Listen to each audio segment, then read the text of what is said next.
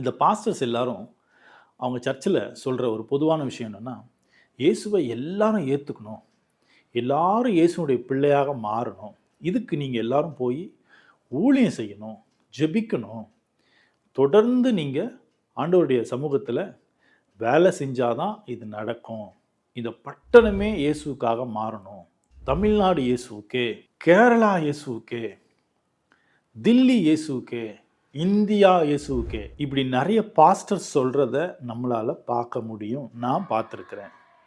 Okay, இயேசு கிறிஸ்து இப்படி எங்கேயாவது சொல்லியிருக்கிறாரா? இயேசு கிறிஸ்து எல்லாரும் தங்கிட்ட வரணும், தன்னை பின்பற்றணும் அப்படின்னு சொல்லியிருக்கிறாரா?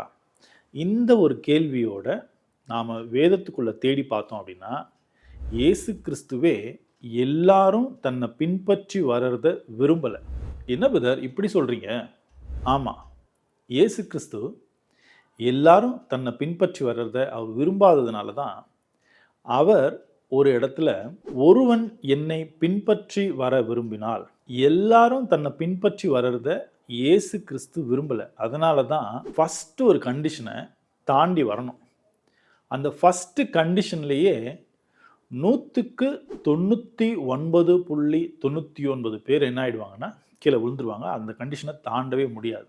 அது என்ன கண்டிஷன்னா, தன்னை தான் வெறுத்து இயேசுவை பின்பற்றணும். இந்த ஒரு கண்டிஷனுக்கு முன்னாடியே யாராலையுமே ஜெயிச்சுட்டு வெளியில் வர முடியாது.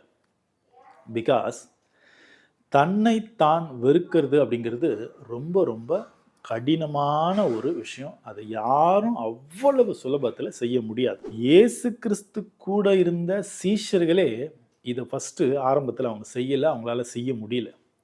இதுக்கு ஒரு சிறந்த உதாரணம் என்ன தெரியுமா? லூக்கா 9வது அதிகாரம் 53வது வசனத்துலேருந்து 56வது வசனம். இதில் இயேசு கிறிஸ்து ஒரு ஊர்லேருந்து எருசலேம் ஊருக்கு போக விரும்புவார். ஆனால் அந்த எருசலேமில் இருந்த மக்கள் அவர் எருசலேமுக்கு வர்றதை விரும்ப மாட்டாங்க.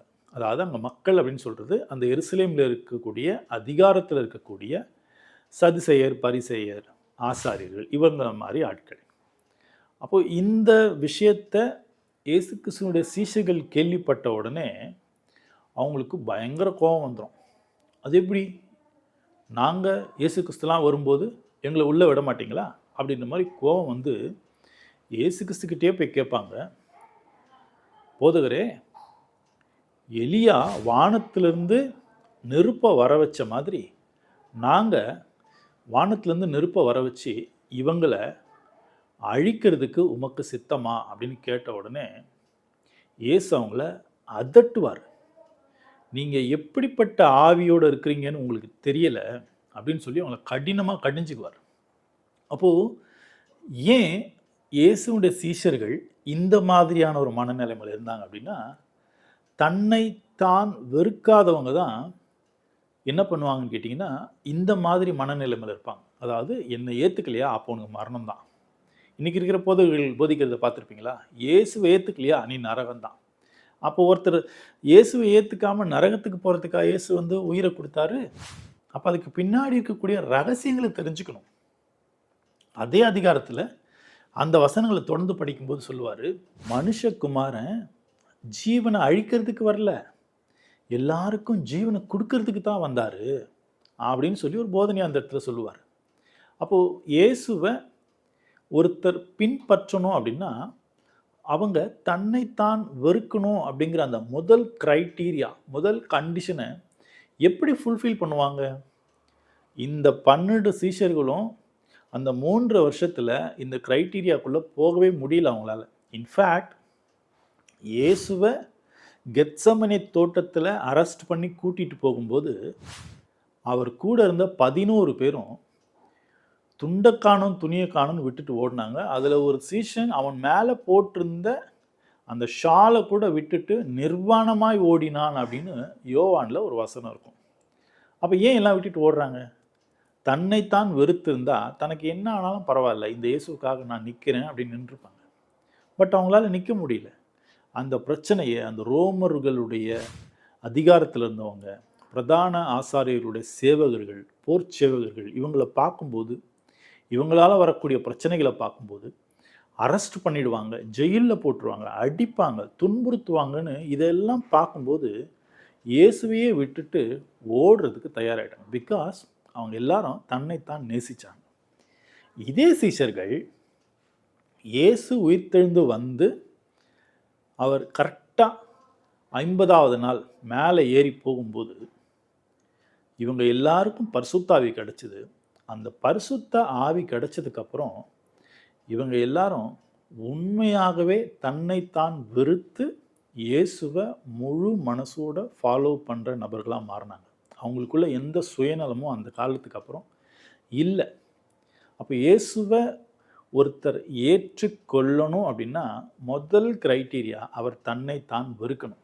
ஒருத்தர் தன்னைத்தான் வெறுக்கலை அப்படிங்கிறத எதை வச்சு கண்டுபிடிக்கலான்னா, தன்னைத்தான் வெறுக்காதவங்க இந்த உலகத்தில் சாதிக்கணும், இந்த உலகத்தில் சம்பாதிக்கணும், தன்னை எல்லாரும் மதிக்கணும், தான் சொல்கிறது நடக்கணும் அப்படின்னு நினைப்பாங்க.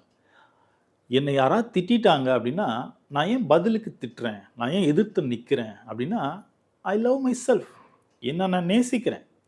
அதுக்கு எதிராக யாராவது வந்தாங்கன்னா அவங்கள நான் வெறுக்கவும், அவங்கள நான் சபிக்கவும், அவங்க கூட நான் சண்டை போடவும் தயாராகிறேன். இதனுடைய ஒட்டுமொத்த பேக்ரவுண்ட் மைண்ட் என்ன அப்படின்னு பார்த்தீங்கன்னா என்ன நான் நேசிக்கிறது தான். அதனால தான் இயேசு ஃபஸ்ட்டே அங்கே ஒரு க்ரைட்டீரியாவை சொன்னார், தன்னை தான் வெறுத்து தன் சிலுவையை சுமந்துட்டு என் பின்னாடி வரட்டும் அப்படின்னு. அப்போ இந்த மாதிரி யாராவது வருவாங்களான்னு கேட்டிங்கன்னா இந்த மாதிரி மைண்ட் செட்டோட இயேசுவை ஒருத்தர் ஃபாலோ பண்ணுறதுன்றது ரொம்ப ரொம்ப கஷ்டம். ஆனால் இயேசுவை நிறைய பேர் ஃபாலோ பண்ணியிருக்கிறாங்க. 5000 பேருக்கு ஒரே சமயத்தில் அவர் சாப்பாடு போட்டிருக்கிறாரு. இயேசு எங்கே போனாலும் ஒரு பெரும் கூட்டம் அவர் பின்னாடியே போய்கிட்டு இருந்துச்சு. அவர் ஏதாவது அற்புதம் செய்வாரான்னு சொல்லி அவர்கிட்ட பார்த்துட்டே இருந்தாங்க. பட் இவங்க எல்லாம் இயேசு சொன்ன மாதிரி அவரை பின்பற்றினாங்களான்னு கேட்டிங்கன்னா கிடையாது. சும்மா எல்லாரும் போகிறாங்களே நானும் போவேன். இன்றைக்கும் நிறைய சபைகள் அப்படித்தான் இருக்குது. சபையை நடத்துகிற போதகர்கள், பாஸ்டர்ஸ் உள்பட இவங்க எல்லாம் தன்னைத்தான் வெறுத்துட்டு தான் இந்த ஊழியத்தை செய்கிறாங்களான்னு கேட்டிங்கன்னா இல்லை. இவங்க எல்லாம் அவங்களையும் அவங்க குடும்பத்தையும் அவ்வளவு நேசிக்கிறதுனால தான் இந்த ஊழியத்தை அவ்வளோ சிறப்பாக செய்கிறாங்க. ஏன் வெளிநாட்டுக்கு போகலாம், பெரிய பெரிய கட்டடங்களை கட்டிக்கிட்டு நிம்மதியாக உட்காந்துடலாம், யாரும் நம்மளை அசைக்க முடியாது, தொடர்ந்து பணம் வந்துட்டே இருக்கும், யாராவது எதிர்த்து ஒரு கேள்வி கேட்டாங்கன்னா கர்த்தர் உன்னை நரகத்துக்கு அனுப்பிடுவார் அப்படின்னு சொல்லி அவங்கள பயமுறுத்துறது, இப்படியே போயிடுவாங்க. அப்போ யார் தான் தன்னைத்தான் வெறுத்து இந்த இயேசுவை உண்மையிலே ஃபாலோ பண்ணுறாங்க அப்படின்னு தேடினீங்கன்னா அவங்களுக்கு ஒரு அடையாளம் அவங்க லைஃப்பில் நம்மளால் கண்டுபிடிக்க முடியும். ஒருத்தர் உண்மையிலே தன்னைத்தான் வெறுத்து இயேசுவை ஃபாலோ பண்ணுறார் அப்படின்னா அவருக்கு இருக்கக்கூடிய முதல் அடையாளம் என்ன தெரியுமா? அவருக்கு நிறைய கஷ்டங்கள் இருக்கும். அது பணப்பிரச்சனையாக இருக்கலாம், உடலில் பிரச்சனையாக இருக்கலாம், அவங்க குடும்பத்துக்குள்ளேயே ஊழியத்தில் சில பிரச்சனைகள் இருக்கலாம். ஆனால் இதுக்கு தான் வரணுமா பதில்னா, நீதிமானுக்கு வரும் துன்பங்கள் அநேகமாக இருக்கும், ஆனால் கர்த்தர் அவை எல்லாவற்றிலும் இருந்து அவர்களை விடுவிப்பார் அப்படின்னு சொல்லியிருக்கு.